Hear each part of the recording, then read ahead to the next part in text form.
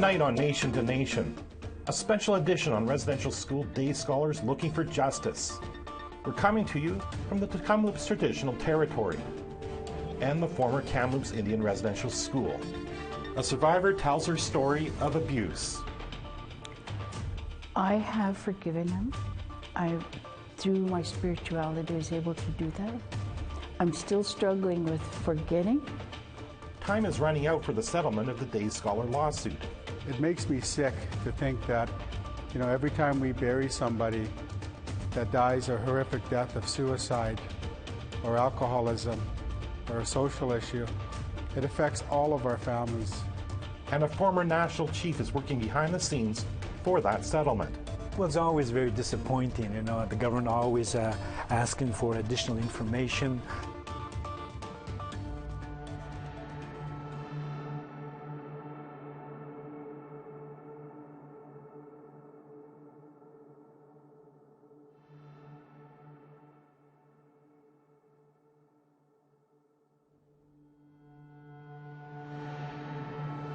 This is supposed to be a holy room, and our people were abused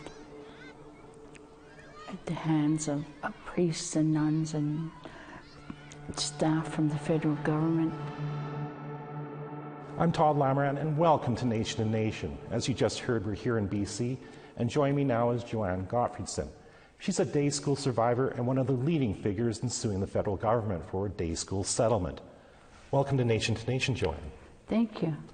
Now, you say you were one of the forgotten ones. What do you mean by that? The day scholars were the ones that were left out of the residential school settlement. At the 13th hour, the Harper government said either drop day scholars or we don't have a settlement. That's right. Day scholars were left out of the common experience payment process just because they didn't sleep at residential schools. But Joanne attended the Kamloops School for several years as a young child. She walked these halls just like the other kids. Residential school survivors, of course, lived at the schools and were abused. What was it like for you, somebody who actually went home every day? Actually, my best thought was I'm an immigrant on my own land because this is my territory and we were never treated with respect or the keepers of the land, and we were often the last person. We were sent out in the cold. We weren't safe from anything, whether it was physical, mental, emotional, spiritual. You were talking about a lot of abuses, and you suffered abuse by a priest. In fact, it happened right through that wall just over there.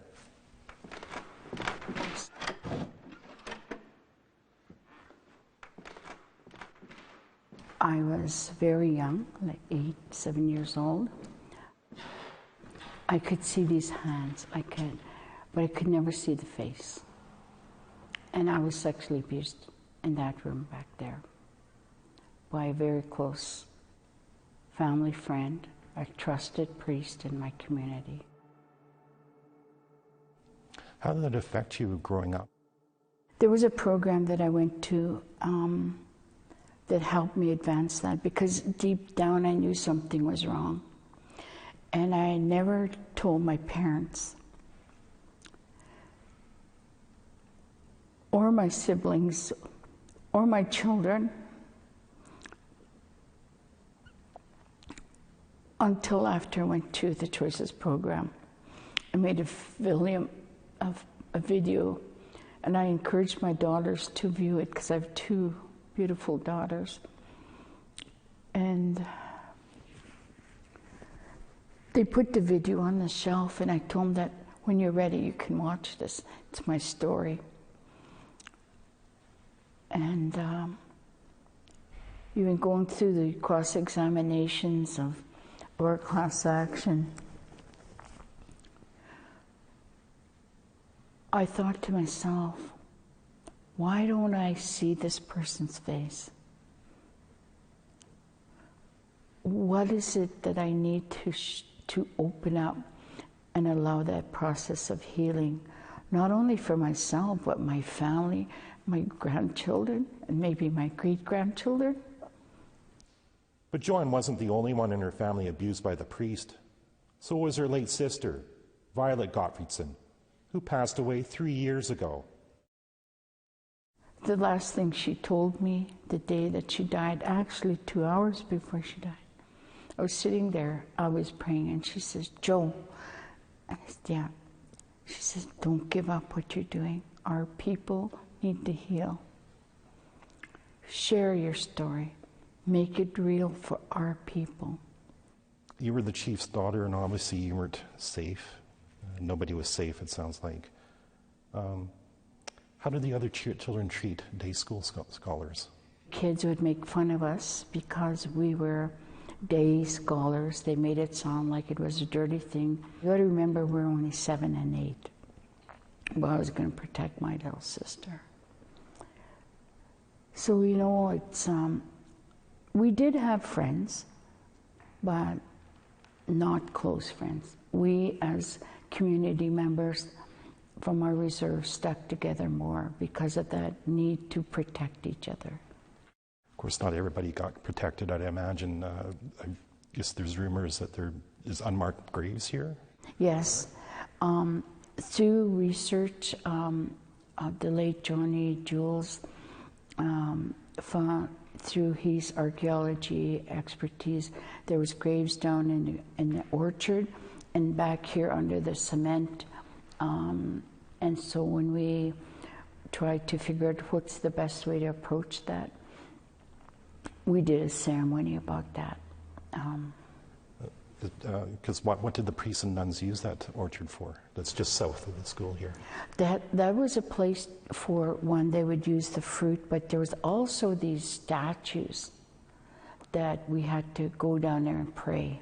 The whole school would go down there and pray.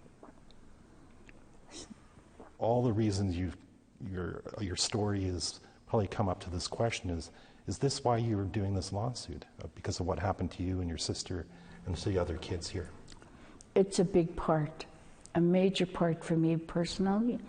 But what is more important for me is collectively my community can regain, restore our language and our culture and work towards wellness and reconciliation. As you just mentioned, language and culture is so important. But for you, is that the biggest things that you've lost through having gone through this experience? That's who we are as Aboriginal people, is our language and our culture and our connection to the land. Our language gives us our identity. It gives us who we are. It speaks of our values and beliefs. And that's vital. As Aboriginal people, we need to know who we are to create that pride. Exactly. I want to thank you for telling me the story and telling our viewers your story. Thank you for doing this, Joanne. Thank you. Joanne isn't alone. Individual day schoolers aren't the only ones suing, so are bands, 101 of them. More on that after the break.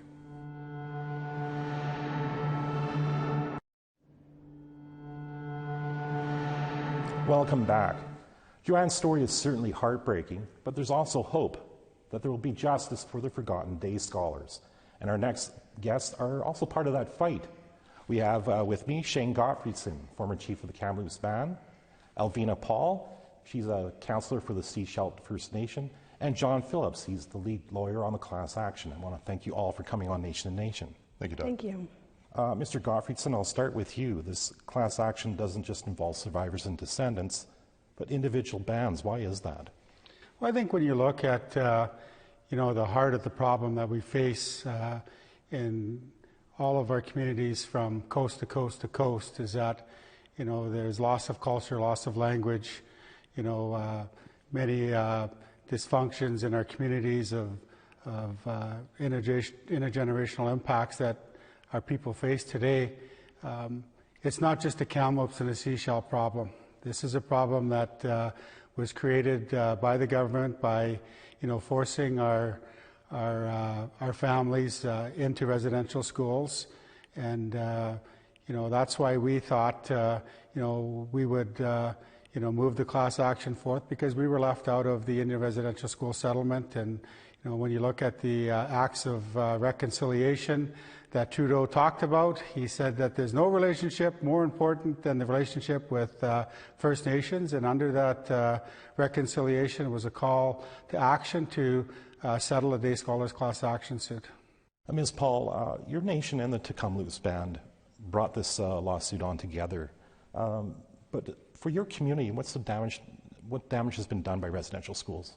We have some nation members that suffer from the loss of language and culture, that they have lost a way of life in regards to wellness. So with this, we can hopefully bring it through with the 4 pillars that we're looking at in this class action. When you talk about wellness, you talk about the usual things, addictions and perhaps even mental health issues? Yes, mental health, addictions, and to bring that back through language and culture for all communities. Mr. Phillips, the lawsuit is about loss of language and culture, which we've just been talking about. What are you hoping to get out of a possible settlement? Well, what we're looking for from the band's perspective, and this is a consistent instruction we've received from our executive committee, which is members of all representative plaintiffs, is what Ms. Paul just identified as the 4 pillars, which are wellness, heritage, language, and culture. And our objective is to find a way where the Aboriginal peoples themselves, the bands themselves, can identify where they need to heal from the damage in those 4 areas caused by the residential school policy, and let the bands themselves tailor the remedy to the destruction that was caused by the imposition of that policy on that local band, rather than having, for example, a nationwide imposed process. It's going to be designed by the band itself, and we expect Canada to fund that and to overcome the damage that Canada has done through that policy. How do you see this being kind of different than what residential school survivors got with the settlement that came out after the apology in 2008? And again, what the focus on this is going to be looking to remedy the very specific damage that was done by the residential school policy. The undermining of language and culture led to an undermining of, as Ms. Paul just identified, wellness, culture, heritage, language itself. And so that wasn't what was tailored in the residential school policy. That was looking at the damage that was done to the individuals. In the band class, we're looking at trying to resolve and remedy those very issues that were created by the policy. Mr. Phillips, again with you, what's it been like negotiating with the federal government over this? We've had ongoing negotiations now for well over 2 years. Without getting into the detail of those, which are confidential, we're hopeful that we're moving towards some kind of resolution, although that frankly remains for this government to decide to follow through on. We think the Canadian public, once they understand what's happening and what's being put forward through the band class, the Day Scholars and the Descendants, that there's a real need across the country to do something about this, to really achieve the reconciliation that Prime Minister Harper talked about and Prime Minister Trudeau has echoed. Mr. Gottfriedson, current Justice Minister Jody Wilson-Raybould, of course, was on board with the settlement when she was still the AFN's BC regional chief. What about today? I mean, what's your view on this whole thing today?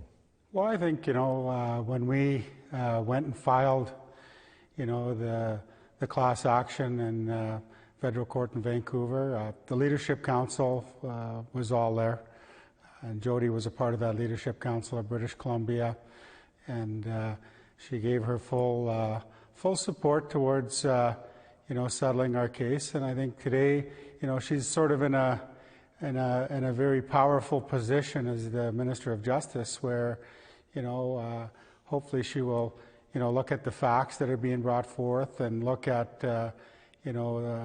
really the heartache and pain from every First Nation, not just Sechelt and Kamloops, but every First Nations across the country that, are seeking redress towards the social and the cultural genocide that took place. Ms. Paul, I mean, what's it been like for individual bands and Day Scholars who are waiting for a settlement? Every year they're getting older, of course, and they're waiting for this. So what's it been like? To date, we are losing Day Scholars. And to try and get this front and foremost to the Canadian government is the most important message that us as an executive committee for this class action. I also believe, though, that they're losing hope.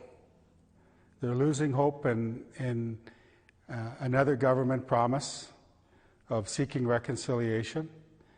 And every day that goes by, the social issues continue in our reserves.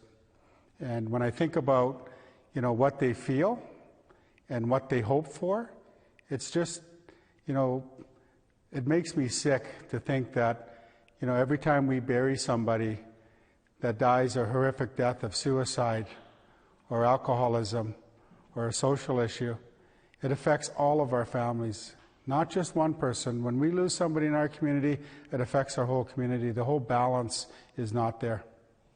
Mr. Phillips, is this class action possible if day scholars were not included? Because no one has gone over the feds for damages just to individual bands. Where this started from the executive committee and going back to Seychelles and Kamloops at the beginning, the focus on day scholars really created a broader focus on who was excluded from the residential school settlement itself. And the theme that we talk about is including the excluded, and that is the day scholars. It's the descendants of day scholars, and it's the bands that were disregarded in the residential school settlement, which are having to bear the burden of the dysfunction that flowed from the imposition of the residential school policy. So the day scholars were the impetus to get us to where we are and just allowed us to focus on that. Well, we're all out of time. Unfortunately, we could sure go on and on about this, but I want to thank you all for being here and talking to me on Nation to Nation. Thank you. Thank you, Doug. Thanks for having us.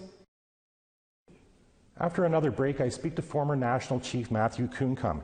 He's been negotiating behind the scenes on a settlement.